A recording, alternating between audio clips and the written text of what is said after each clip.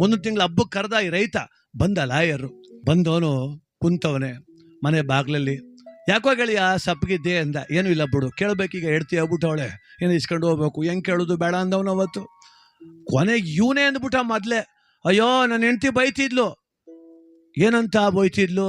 ಅದೇ ನೀನು 1 ಎಕರೆ ನಮ್ಮ ಹೊಲ ಗೆದ್ದಲ್ಲಪ್ಪ, ನಿಂಗೇನಾದ್ರು ಕೊಡ್ಬೇಕಿತ್ತಂತೆ, ಅದಕ್ಕೆ ಬೈತಿದ್ಲು. ಅಯ್ಯೋ ನಮ್ಮ ಮಟ್ಟಳು ಬೈತಿದ್ಲು ಕಣಪ್ಪ. ಅದೇನು ಕೊಟ್ಬಿಡಪ್ಪ, ತಗೋ ಕೊಟ್ಬಿಡ್ತೀನಿ. ಅವಳು ಸಮಾಧಾನ ಅಲ್ಲಿ. ಏನು ಕೊಡ್ತೀವಿ ಹೇಳು ಅಂದ. ನೋಡು, ನನ್ನ ಮನೆ ಒಳಗೆ ಬಾ, ನೀನು ಬಾ ನನ್ನ ಮನೆ ಒಳಕ್ಕೆ. ನನ್ನ ಮನೆ ದೇವ್ರಿದ್ದಂಗೆ ನೀನು.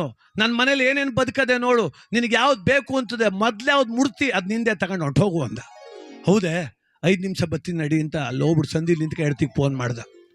ಬಡ್ಕತ್ತಿದ್ದಲ್ಲ ಅವತ್ತು, ಅದೇನು ತಗೋಬಾ ಅಂತ. ಈಗ ಅವ್ನು ಎಂಥ ಚಾನ್ಸ್ ಕೊಟ್ಟವ್ ಗೊತ್ತಾ, ಅವ್ರ ಮನೆಗೆ ಹೋಗ್ಬೇಕಂತೆ. ಒಳಗೇನದೆ ಅದು ಮೊದಲೇನು ಮುಡ್ತೀನಿ ಅದು ನಂದು ಅಂತ ಹೇಳ್ಬಿಟ್ಟವನೆ. ಹೇಳು, TV, ವಾಷಿಂಗ್ ಮಿಷಿನ್, ಫ್ರಿಜ್ಜು ಏನು ಮುಟ್ಬಿಟ್ಟು ಏನು ತಗೊಬರನ್ನೇ ಅಂದ. ನಾವೆಲ್ಲ ನಮ್ಮ ಮನೇಲಿಲ್ವಾ ದಡ್ನ ಜಾಡ್ನ ನೀನು? ನಾನು ಒಂದ್ಸತ ಅವ್ರ ಮನೆಗೆ ಹೋದಾಗ ನೋಡಿವನೇ, ಅವ್ರ ಮನೆ ದೇವ್ರ ಮನೆ ಒಳಗೆ 120 ಗ್ರಾಮ್ ಬತ್ತದ ಒಂದು ಚಿನ್ನದ ಗಣಪತಿ ಅದೇ. ಅದೊಂದು ಮುಟ್ಬಿಟ್ಟು ಎತ್ಕೊಂಡು ಬಾ ಸಾಕು ಅಂದ್ಲು. ಆಯಿತು ತತ್ತೀನಿ ಅಂತ ಇವನು ಅಲ್ಲೇ ನಿಂತವನೆ.